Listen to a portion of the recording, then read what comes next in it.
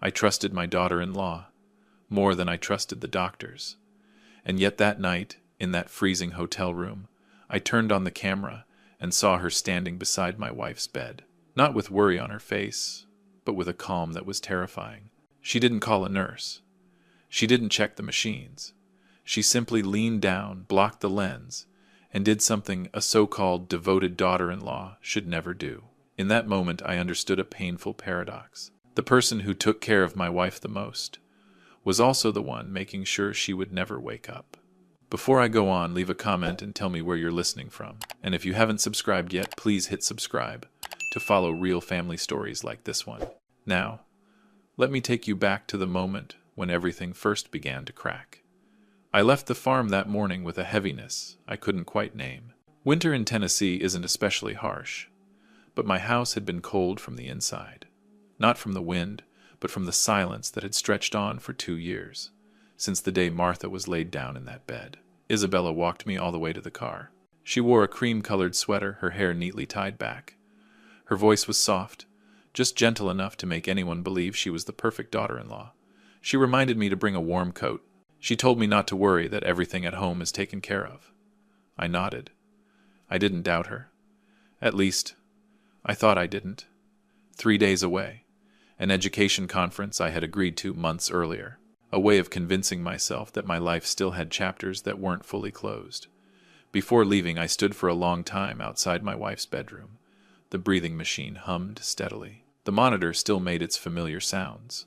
Isabella stood beside me, adjusting the blanket, wiping Martha's hands with movements so practiced they put me at ease. But that sense of ease didn't last. I realized something was wrong. Not that night, but weeks before.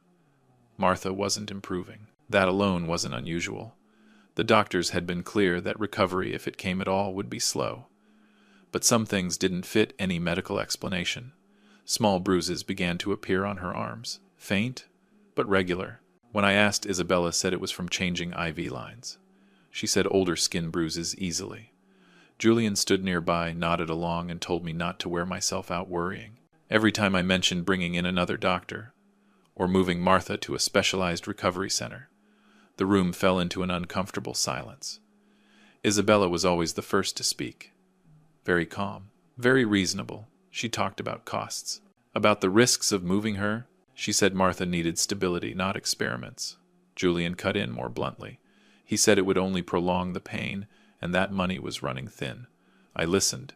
I acknowledged what they said, but I was no longer at peace. Some nights after everyone had gone to bed, I stood in the hallway and looked at the door to my wife's room, left slightly open. I heard footsteps, very soft ones, not rushed, not hurried, as if the person walking knew exactly what they were doing and wasn't afraid of being caught. When I stepped closer, the sound disappeared. Isabella always said it was just her checking the equipment. She said she didn't want to wake me or make me worry. That's when I began to understand something simple and painful. Care that looks too perfect can also be a sign. Before the trip, I did something I never thought I would do. In my old study, where my father's antique clock still hung on the wall, I removed the back panel. I asked an acquaintance to install a small camera inside it, just enough to capture the entire bed where Martha lay. No loud sounds, no indicator lights, just a silent eye, watching the place where I had put all my trust. I didn't tell anyone, not because I was certain something was wrong, but because I wasn't ready to face the possibility that I had been wrong about my own son and daughter-in-law. On the first night at the hotel, I didn't turn on the camera right away.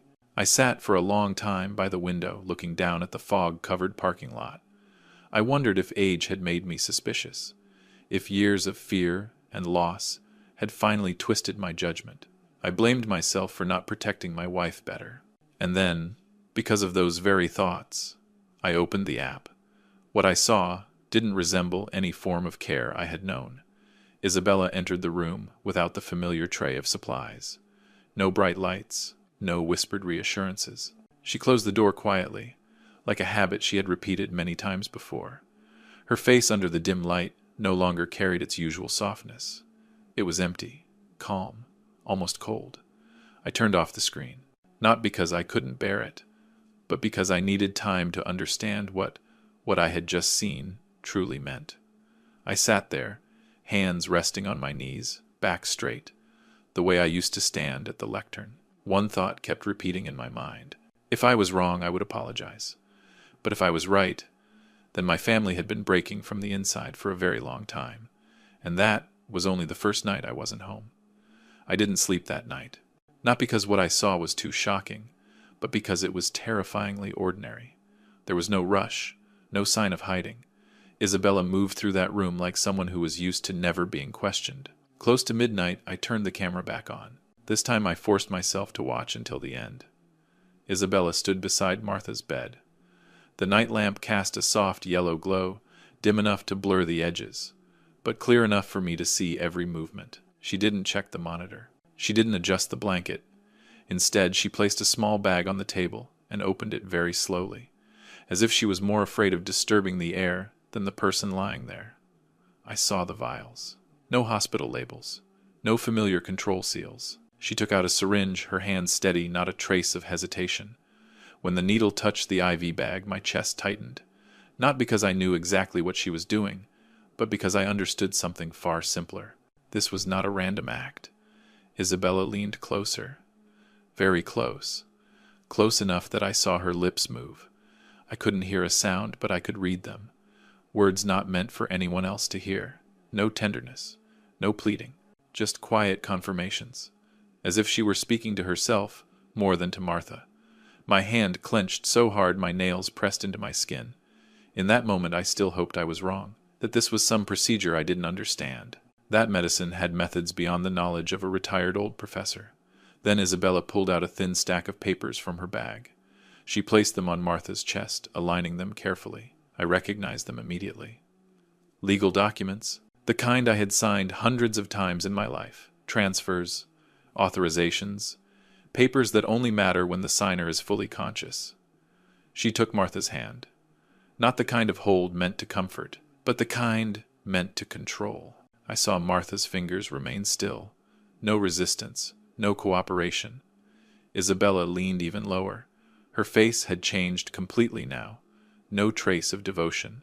Only the cold patience of someone waiting for a door to open on its own. I turned my face away. Not out of fear, but because I needed to breathe. When I looked back at the screen, the papers were gone. Isabella cleaned up neatly. Before leaving the room, she stood still for a moment, staring at Martha for a long time. No emotion, just an evaluating look, like someone studying a locked door without the key. I sat there until morning. I didn't call anyone. I didn't shout. I've lived long enough to know that the first reaction is rarely the right one. The next morning I called home. Isabella answered. Her voice was the same as always. Gentle, caring. She said Martha was stable. She said the night had been quiet. I asked very little. I didn't want her to suspect anything. I only said I would be coming back later than planned, because an unexpected meeting had come up.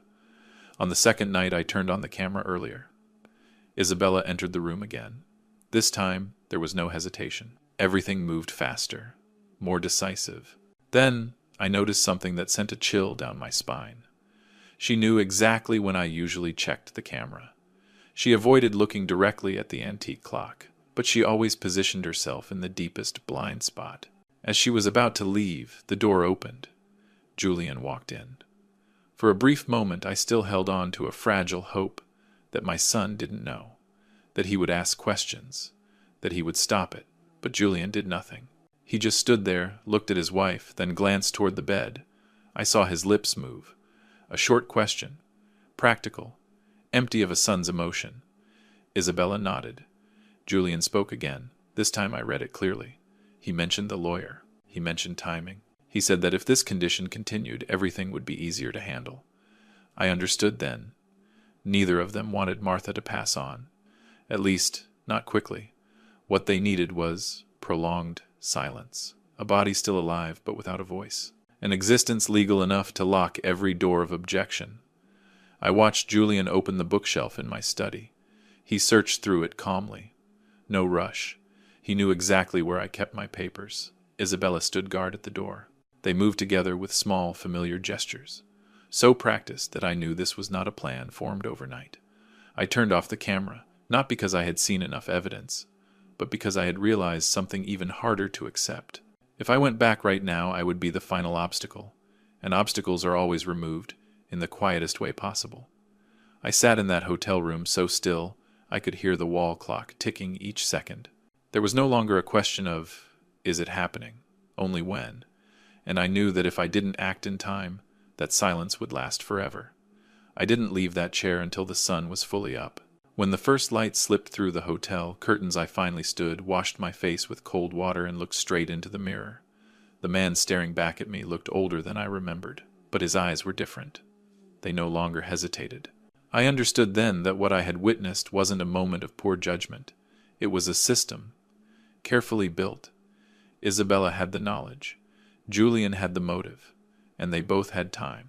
The only thing they were missing was one final obstacle: me. I didn't go home. That was my first decision, and the most important one. Going back now would expose my suspicion, and once suspicion is detected, silence turns into tighter locks.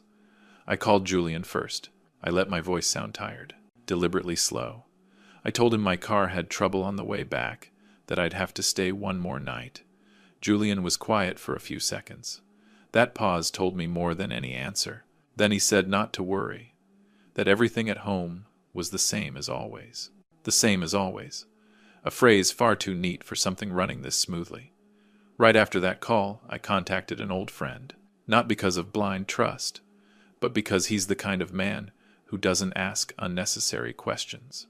We'd worked together years ago, back when I was teaching, and he was in civil investigations. I didn't give details. I only said I needed to verify something inside my own home, quietly.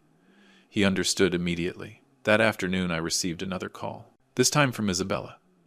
She asked if I was all right. Her voice was still gentle, still proper, but beneath it I heard that familiar sense of control. I kept my answers short. I said I was tired. I said I might be back later than planned. I knew that with every hour I delayed, their confidence would grow, and confidence makes people careless. On the third night, I didn't turn on the camera right away. I waited. I let them believe I had relaxed my guard. When I finally checked, just as I expected, everything moved faster. Isabella didn't hide as carefully. Julian appeared earlier. They interacted more. Not with words, but with nods, glances, small signals that made it clear they were moving in the same direction. I recorded everything. Not to satisfy my anger, but to build a safe way out for Martha. What chilled me most wasn't what they did. It was how they spoke about the future. Julian stood by the window, looking out over my farm, as if it already belonged to him. He talked about selling the land, about dividing assets, about investments that needed to be liquidated quickly. Martha in those conversations was reduced to a condition that needed to remain unchanged. I turned off the camera when they left the room.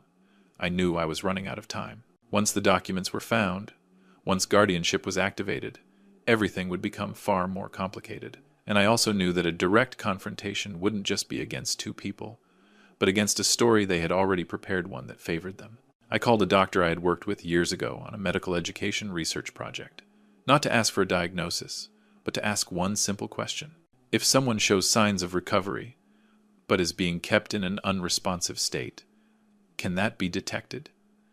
He didn't answer right away, but his tone grew serious. And I knew then that I hadn't been wrong. As night fell, I realized I was standing at a crossroads with no room for error. One path led to safety through silence, for me alone. The other led to an exposure that could completely destroy my family in the truest sense of the word. I chose the second path, not out of anger, but because I've lived long enough to know this. Some things, if not spoken at the right time, will be sealed forever. And silence in this case was no longer patience. It was complicity. I began to prepare, not rushed, not reckless. I let them continue to believe I was far away, still tired, still trusting, while quietly each piece of the truth was placed exactly where it belonged. And I knew, the next night that door would no longer stay closed. I didn't sleep that night either, but this time it wasn't from panic. I lay still on the hotel bed, both hands resting on my chest, listening to my own breathing to keep my mind steady. From this point on, every decision had to be exact. No room for sudden emotion, no room for mistakes. Early in the morning, I left the hotel and drove to a small town not far away. I chose a quiet coffee shop and sat in a corner where no one paid attention. There I made the first call in a chain of actions I had weighed carefully all night. My old friend answered right away. I spoke slowly, clearly. I didn't tell the story with emotion. I gave him timelines, actions, and what I had documented. He didn't interrupt. When I finished, he asked only one question. "Where do you want this to end?" I looked out the window, catching my faint reflection in the glass. "I want to get my wife out of that room," I said, "and I want everything to be seen exactly as it is." He told me not to go home yet, told me to keep playing the role of the tired, trusting father. In the meantime, he would do his work, quietly. I agreed. Waiting was something I had learned to do well. The second call was to the doctor I had contacted earlier. I didn't ask for details. I only said I needed a medical team ready to move at night. No sirens, no flashing lights, just ready when called. He was silent for a few seconds, then agreed. Not out of curiosity, but because he heard the urgency in my voice. That afternoon I called Julian. I said the car was fixed, but I still didn't feel well. I asked to stay one more night to rest. He sounded appropriately concerned. Too appropriate. He told me not to rush, said everything at home was still fine. That was the second time in 2 days I'd heard those words. And this time they didn't reassure me at all. That evening, I turned on the camera earlier than usual. I didn't stare. I watched like someone who had already accepted the truth and was only waiting for the moment. Isabella entered the room. She did what she always did, quicker, now more efficient. Julian appeared shortly after. They spoke very little.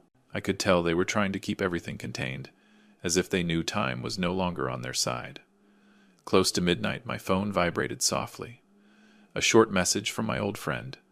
"Tonight works." I didn't reply right away. I waited. I wanted everything to align. When Isabella leaned down beside Martha's bed once more, I sent back a single word. "Now." I stood up, put on my coat, and left the hotel. The drive home felt longer than I remembered. The entire way I didn't think about Isabella. I didn't think about Julian. I thought about Martha. About the mornings we stood on the porch, drinking coffee in silence. About how she always knew what I was worrying about, even when I never said it out loud. When I arrived, the house was still dark. No signs of anything unusual. I parked at a distance just as planned. My old friend was already there, standing behind the trees. The medical team waited in an unmarked vehicle. I entered through the side door. No one heard a thing. I had lived in that house for over 3 decades. I knew exactly which floorboards made noise and which didn't. I walked straight into the living room. The television screen lit up. The feed from the camera inside the antique clock filled the screen. Isabella stood beside Martha's bed. Julian was behind her. Both of them froze when they noticed the light. I stepped out of the shadows and stood in the middle of the room. No one spoke for the first few seconds. I didn't shout. I didn't ask questions. I just looked at them. Isabella's expression changed quickly, from surprise to calculation. Julian stood frozen. He looked at me like he was seeing something that wasn't supposed to exist. I gave a signal. The back door opened. My old friend entered with 2 others. The medical team followed, moving straight to Martha's room. No hesitation. No glances. Isabella took a step back. Julian opened his mouth but couldn't finish a sentence. I raised my hand for silence. "Everything that has happened," I said, my voice low and even, "has been documented." I didn't need to say more. Behind me, the screen continued to replay what I had watched over many nights. No explanations needed. No interpretation required. Isabella looked at the screen, then at me. She didn't try to hide anymore. Julian lowered his head. For the first time, I saw my son shrink inside the house he had grown up in. The medical team signaled they were ready. Martha was moved out carefully, quietly. I walked alongside them, holding her cold hand. I didn't speak. I just stayed there. When the vehicle door closed, I turned back toward the house. I knew that from that moment on there was no going back. But I also knew the door of silence had been opened at the right time. And for the first time in a very long while, I felt like I was no longer standing outside the life of my own family. When the doors of the medical vehicle closed, I stood still in the yard for a long time. Not because I wasn't ready to go back inside, but because I needed to be sure I was standing on the right side of the decision I had just made. The night wind moved through the bare trees, cold but clean, For the first time in months, I felt like I could breathe all the way in. The days that followed moved slowly under a new kind of order. I stayed with Martha at the care facility, where daylight wasn't blocked by heavy curtains, and the smell of disinfectant no longer filled me with fear. The doctors worked carefully, quietly, step by step. They made no promises. They only said that when the suppressing factors are removed, the human body sometimes finds a way to speak for itself. I believed them. At home, things unfolded the way they needed to. No noise, no spectacle. What needed review was reviewed. What needed clarification was clarified.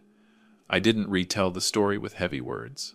I let the truth present itself, through images and timelines. I spent my life teaching. I know the weight of evidence when it's placed where it belongs. Julian didn't come to see me. I didn't look for him either.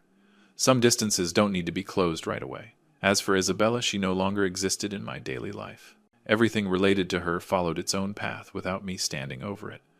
I chose to focus on the only thing still worth holding on to, Martha's recovery. Then one morning, as I sat by her bed reading short passages from a book she used to love, I felt her fingers close around mine, very lightly, almost like a reflex. I stopped. I didn't call anyone. I just said her name, once. Then again, Martha opened her eyes. Not in the miraculous way people like to tell stories. No sudden tears, no immediate words, just a slow, searching look, until it settled on me, as if she needed to be sure she was in the right place. I held her hand tighter. I didn't say much. I had waited too long for that moment to waste it on words. The days after were made of small steps, but steady ones. Martha practiced speaking again, one word at a time. She relearned light, sound. Some days she was tired. Some days she stayed quiet for a long while. I stayed with her. I didn't rush her. We had learned that everything needs its own time. When Martha was clear enough to understand, I told her what had happened. No exaggeration, no softening. She listened, her eyes calmer than I expected. When I finished, she nodded slightly. I felt something was wrong, she said, her voice still weak. But I couldn't speak. That sentence stayed with me for a long time. I returned to the farm one pale afternoon. The house was the same, but it no longer felt heavy. I opened every window. I let light flood the rooms that had been kept in shadow. I cleaned my study, reorganized the papers. Some things I kept, some things I closed forever. I made a decision I had prepared for a long time. All financial ties connected to Julian were ended within proper legal boundaries, not as punishment, but as a necessary line. If family is to continue, it must be built on respect, not dependence. Julian sent me a short message. He didn't apologize. He didn't explain himself either. He only said he understood my decision. I read it, then set the phone down.